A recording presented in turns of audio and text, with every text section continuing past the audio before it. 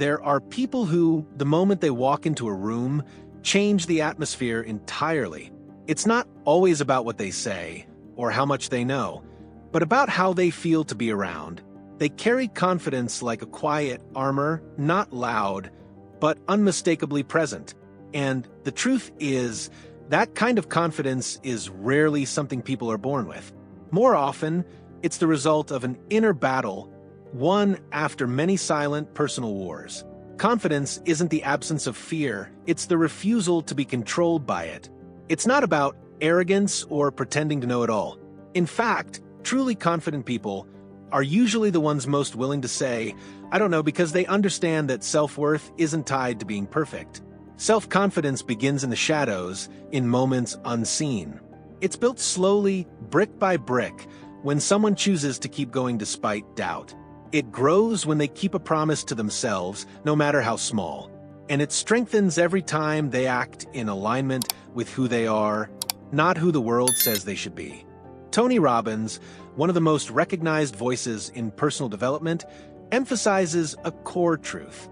That confidence is built, not found. You don't need confidence to take action, he says. You need to take action to build confidence. This idea changes everything, because it removes the illusion that we need to feel ready before we move. In reality, readiness is a myth. The people who seem the most sure of themselves are often those who chose action over hesitation. There's a pattern to human behavior, Robbins explains.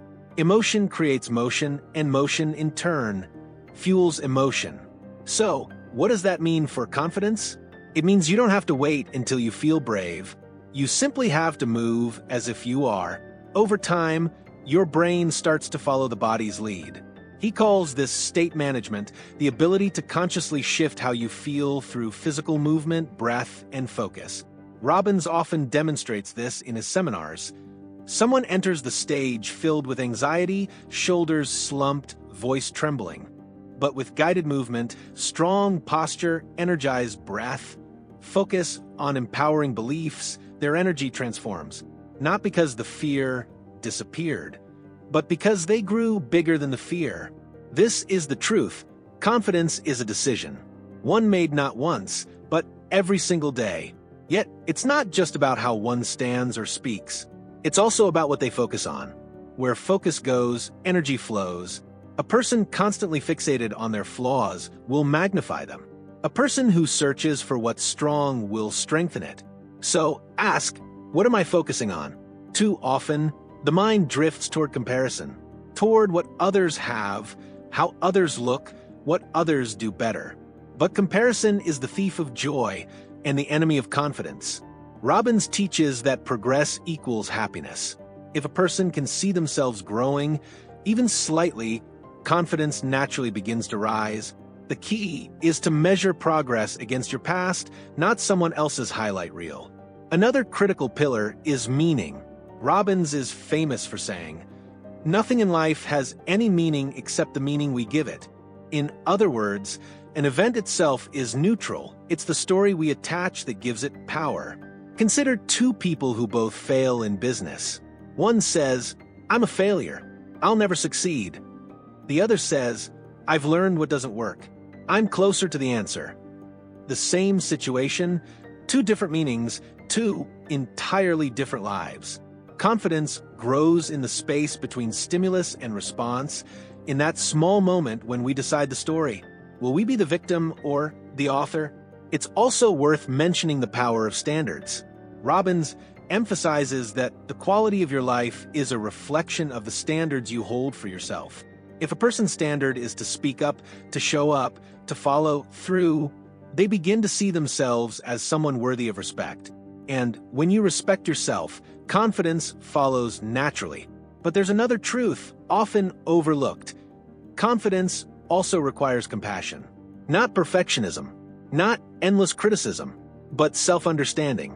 Robbins encourages people to see their past not with judgment, but with curiosity. To ask, what did that version of me need, instead of what was wrong with me back then? When a person can meet their younger, more broken self with kindness, healing begins. And from healing, confidence rises, not the loud kind, but the grounded, unshakable kind. Still, none of this is instantaneous. Confidence is a muscle.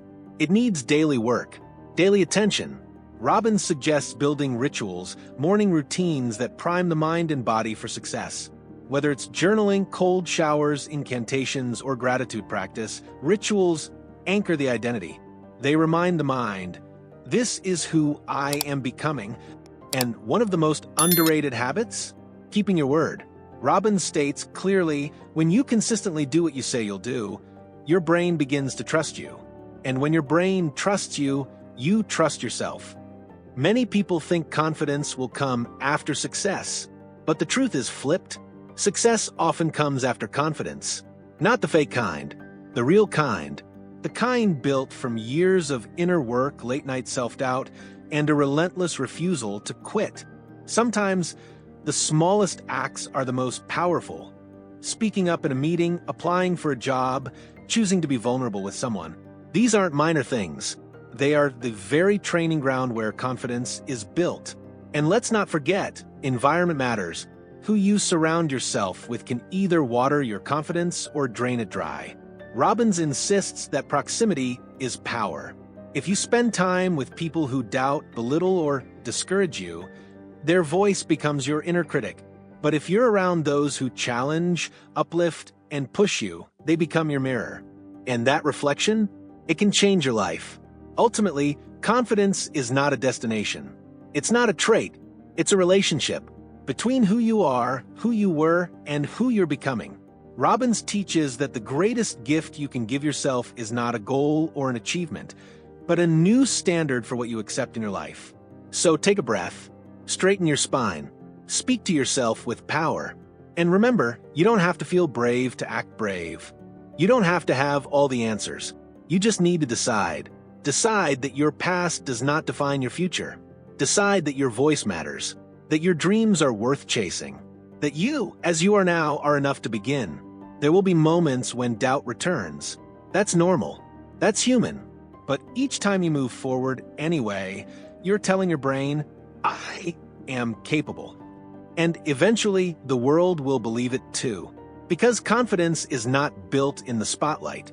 It's built in the dark, in the quiet hours, in the moments when no one is watching and you choose to keep becoming. And one day, without even realizing it, you'll walk into a room and change the atmosphere. Not because you're trying to impress anyone, but because you've finally met the most powerful version of yourself. And you never let go. If this message resonated with you, don't forget to like this video, subscribe to the channel, and turn on the notification bell so you never miss a moment of growth and inspiration. And if you know someone who needs a little reminder of their own power, share this video with them. Let's rise together.